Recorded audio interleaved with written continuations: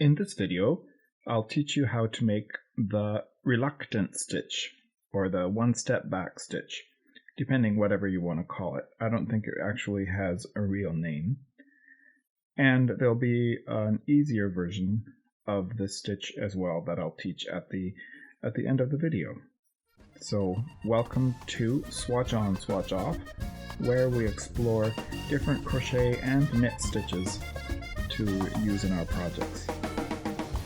You can see here a little arm warmer.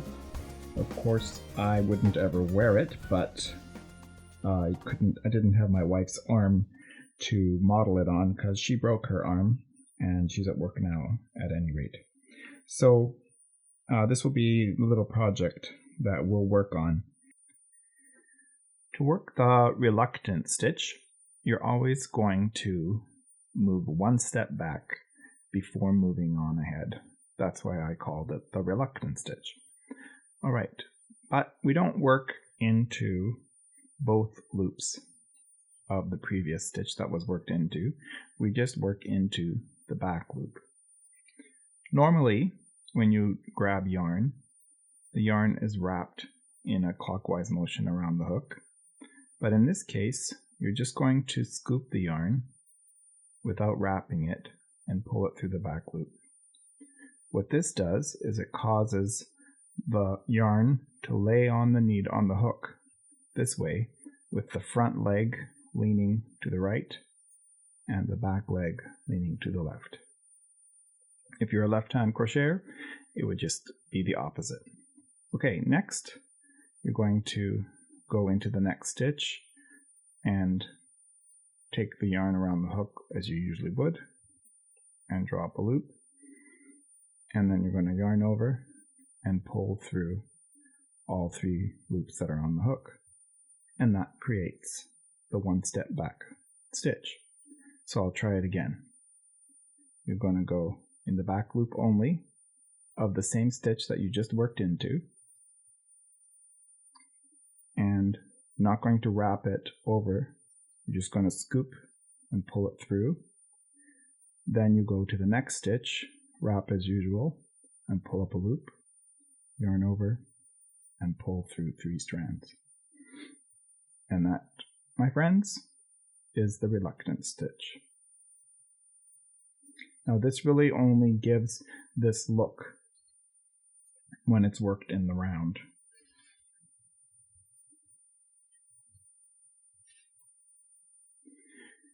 Working back and forth in rows, it doesn't look at all the same. So the projects that you're going to make with this are going to be in the round, or if you have to do rows, you're going to have to join a new piece of yarn on one side, work across, cut it, and then join again on the same side and work across like that. Otherwise you won't get this effect. I said I would show you another version of this. This version, I would call it a reverse wrap half double crochet. And for the Commonwealth countries, I would say a reverse wrap half treble crochet. What you're going to do in this case is put the yarn over the hook opposite the way you would normally do it. This is the normal way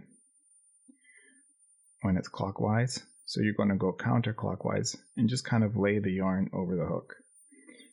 Then you're going to have to pinch that yarn to the hook with your index finger of your dominant hand. Okay, then you're going to go into the next stitch, yarn over and pull up a loop. This creates the same effect where you have the first loop and the second loop kind of straight, and that wrap in the middle is leaning from bottom to top if we're moving from a right to left direction. So the front leg is leaning that way.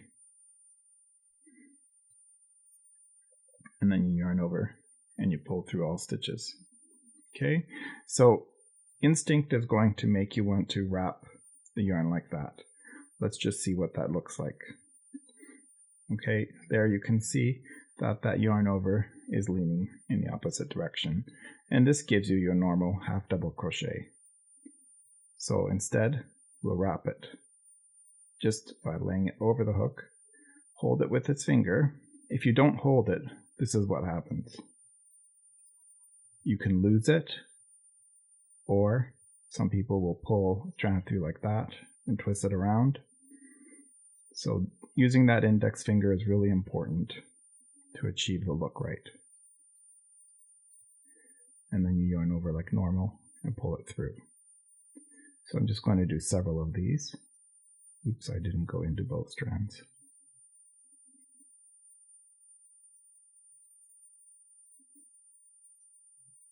All right, and you can see it achieves a very similar look to the reluctant stitch. It's just a tiny little bit looser. The reluctant stitch gives it a little bit more structure.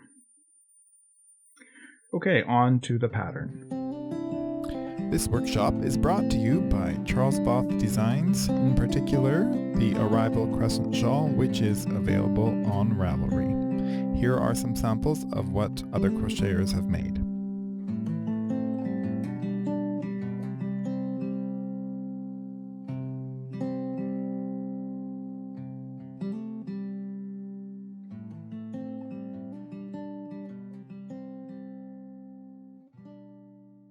So now I'd like to show you how to make a simple little wrist warmer using the reluctant stitch.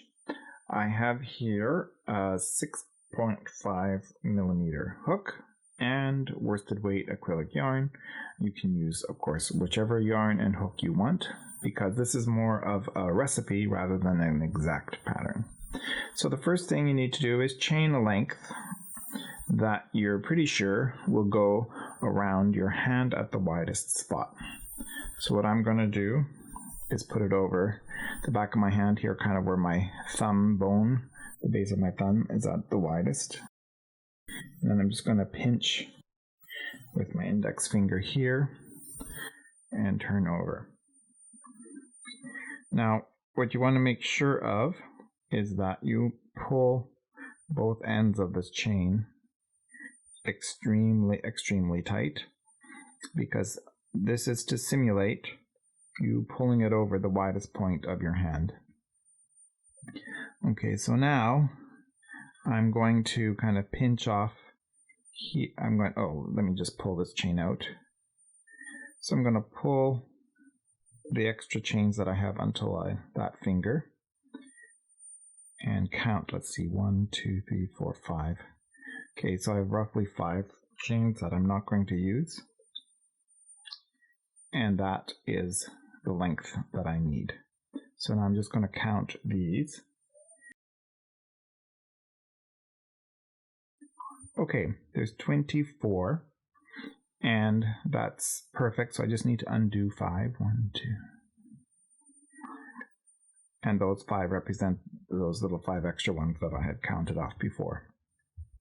So now I have 24 chains.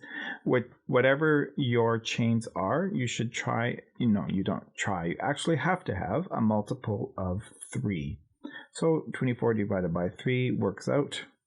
So I'm going to use that number of chains. You might need a few more or a few less, depending on your yarn size.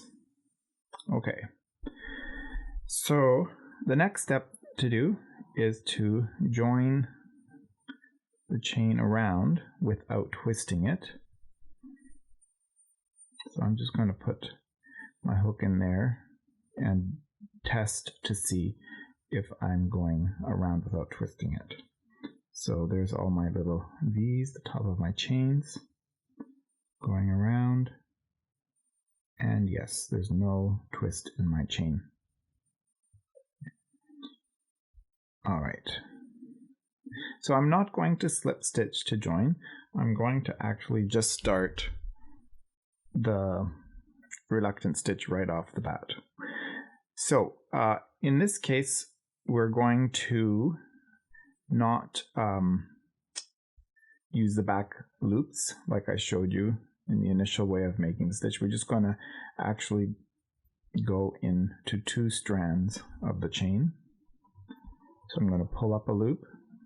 I'm going to go into the next chain and pull up a loop, and then pull through all 3.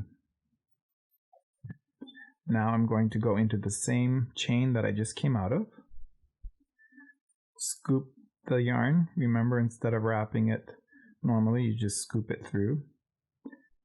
Go into the next chain as usual, and then pull through 3. Alright, so I've done 2 reluctant stitches. Now for the starting chain, it's a little bit different.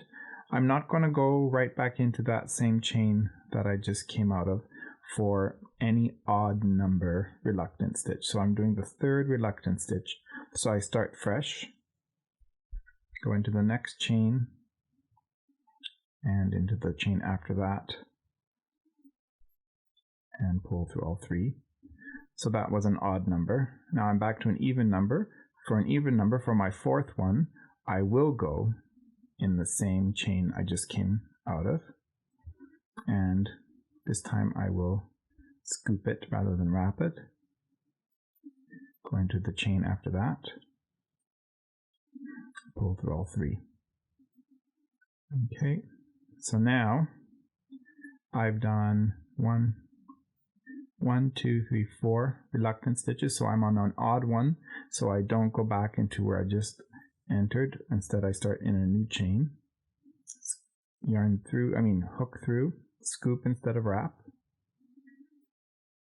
In the next chain, proceed as normal and pull through. This is an odd number, so I am going to go into the same chain I just was in, scoop the yarn up, next chain, yarn over, and work as normal. So you're just going to go around your starting chain in that manner till you get to the beginning. Alright, so now we're getting close to the end of the round, and if you've done it correctly, you should have just 3 chains left to go. Alright, so I'm going to go into the next chain, scoop instead of yarn over, go into the next chain, yarn over as usual, pull through, go back into that same one, scoop, and into my last chain, yarn over and pull through. Okay, that'll bring you to the join, and you'll see it looks a little messy. Your tail yarn is just hanging out, and there's a bit of an extra bump. That will all be taken care of when we weave in the ends. So now we've arrived at our first reluctant stitch that we ever made. And there's this 2 loops stitch in front of it, the bump there, and a stitch after it. So we're going to work into the stitch that's before it, and the stitch after it, and pull through. Now we'll start the reluctant stitch as usual. So we'll go into the back loop only of the stitch that we just worked into. They're usually quite loose.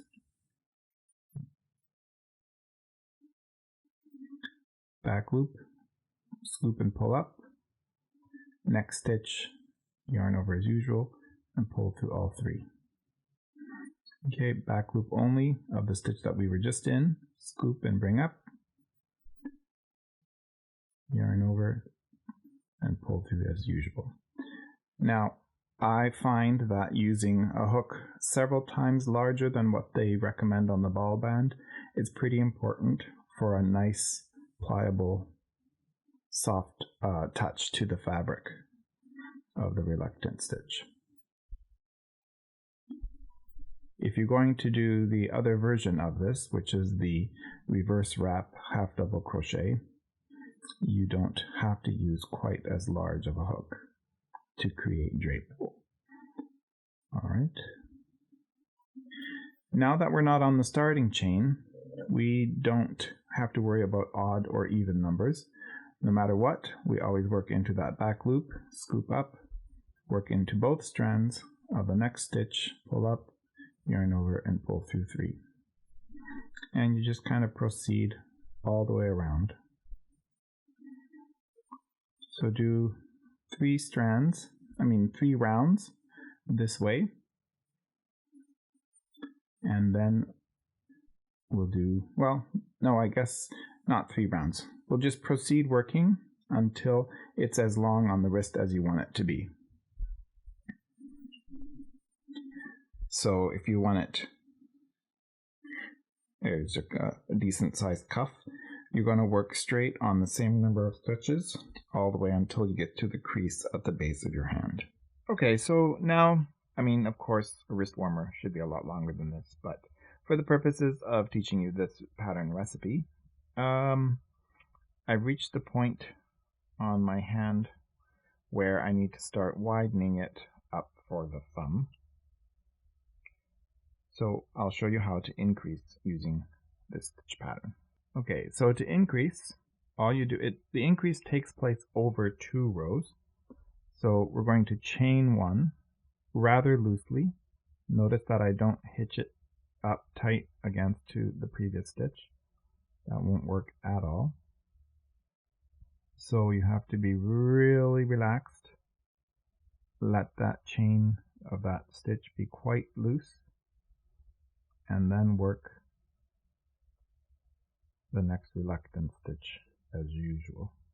So, and then just check back to make sure that your chain is about the same size as the previous stitch. I'll show you what it would look like if it wasn't done loosely enough. Okay, so I'm going to chain 1 and then work the next reluctant stitch. And if you look here, this stitch is about half the length as either one before or after it. That's a sign that your chain is too darn tight. So let's just loosen that up. Oh, I never chained. There's the chain, and then the next reluctant stitch, and then they look the same. And then you work your way around till you get back to the same spot. Okay, now I'm back at the increase spot. Right there you can see the chain stitch at the front of the work.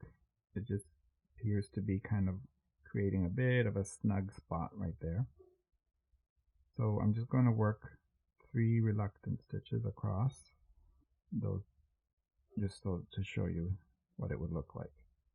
Okay, so third in the back loop only, scoop.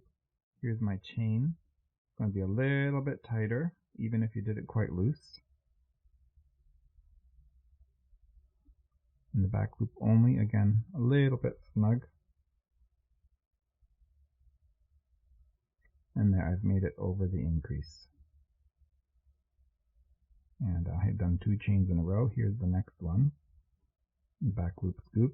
Here's my chain. Go under both strands of that chain.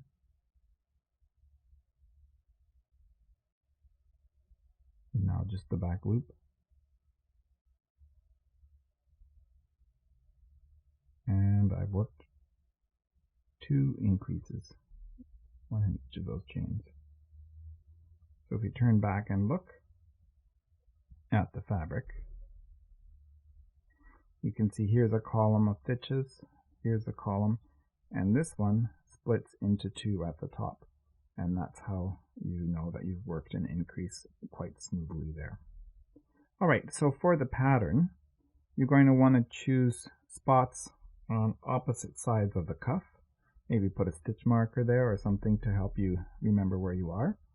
And just increase 1 chain on each side for several rows until it gets wide enough for the base of your hand. And then, not too many increases though, because you still want it to hug your hand. And then you just work the tube as far as you want to the base of your fingers.